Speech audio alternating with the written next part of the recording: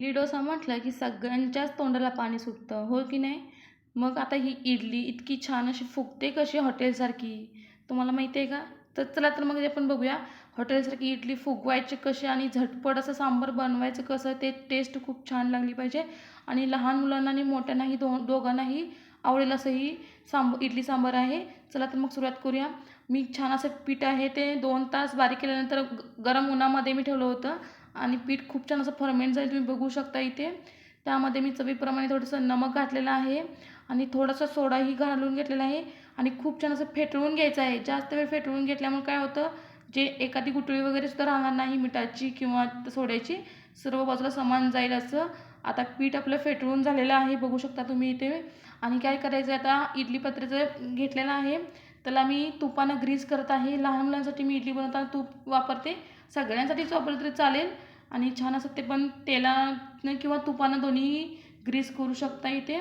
आणि आपण काय करणार आहे बघा, आम्ही अगदी पळीपळीनंच यामध्ये पीठ भरून घेणार आहे. बघा किती छान दिसतंय ना. आता इडलीचं बॅटर आपण यामध्ये भरून घेत आहे आणि तुम्ही असं एकतर फुल करून घेतलं की काय होतं, इडलीला आकार व्यवस्थित येत नाही मग.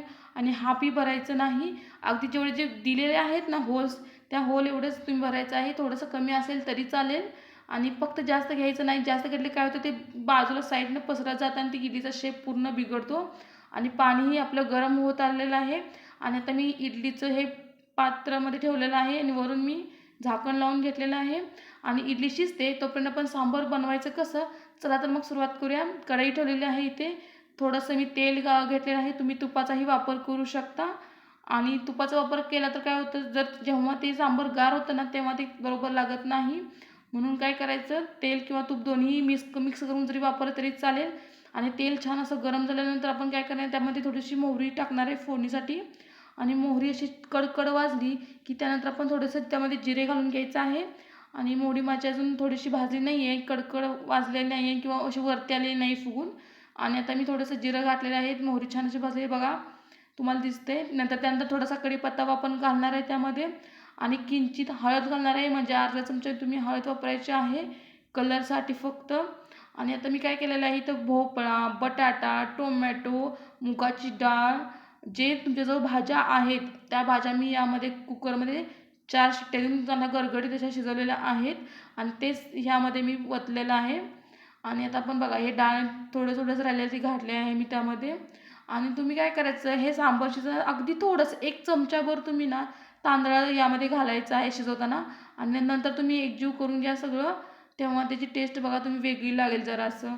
आणि खूप छान असं आपल्या पद्धतीनं मी एकत्र करत आहे, एकजीव करत आहे.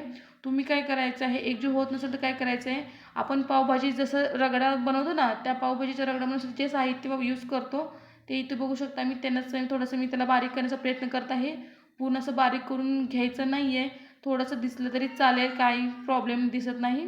फक्त टोमॅटो वगैरे जास्त जी असतात ना, जी आंबट जास्त लागतात, त्यामुळे ती बारीक करणं गरजेचं असतं. आणि एक छान अशी उकळी येऊन द्यायची आहे. आणि आता मी काय केलेलं आहे, चवीप्रमाणे मी नमक घालून घेतलेलं आहे आणि तुम्हीही घालू शकता. भाज्या शिजवताना जरी घातल्या तरी मीठ चालतं. आता वरून मी थोडंसं काय केलं आहे, धण्याची पावडर वापरलेलं आहे.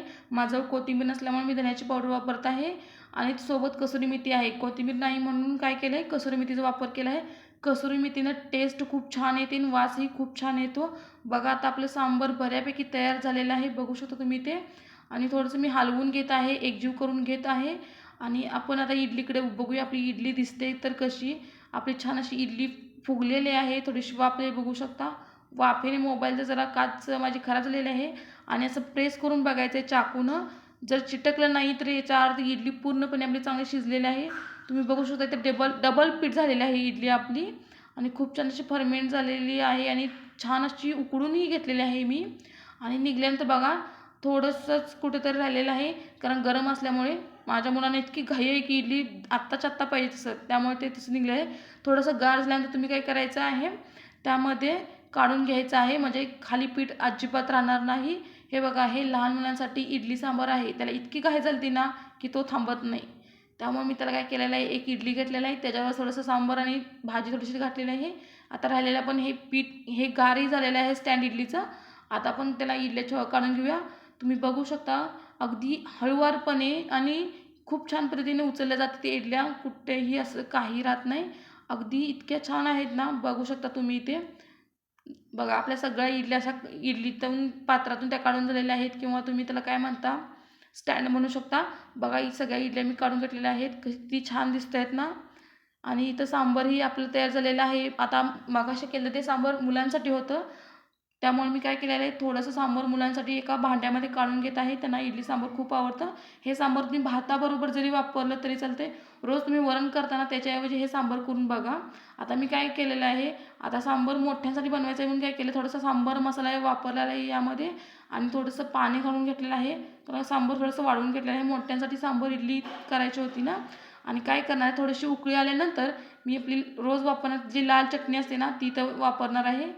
आता बघा जरा थोडीशी उकळी आलेली आहे आणि मी लाल चटणी चमच्यावर वापरलेली आहे. म्हणजे एका टाईममध्ये दोन्हीही लहान मुलांसाठी पण सांबार तयार होऊ शकते आणि मोठ्यांसाठीही सांबार कसं बनवायचं हे बघा. मी कायम चटणी उकळी आल्यानंतर घालायची आहे. त्यामुळे काय होतं, कट खूप छान येतो, टेस्टही खूप छान लागते, चटणीचं गुठळ्या वगैरे होत नाही आणि चटणी सगळीकडे समान लागते. बघू शकता इथे आपल्या मोठ्यांसाठीही सांबार तयार झालेला आहे. बघा कसं छान दिसते ना सांबार आमचं. रेसिपी आवडली असेल तर चॅनलला नक्की सबस्क्राईब करा.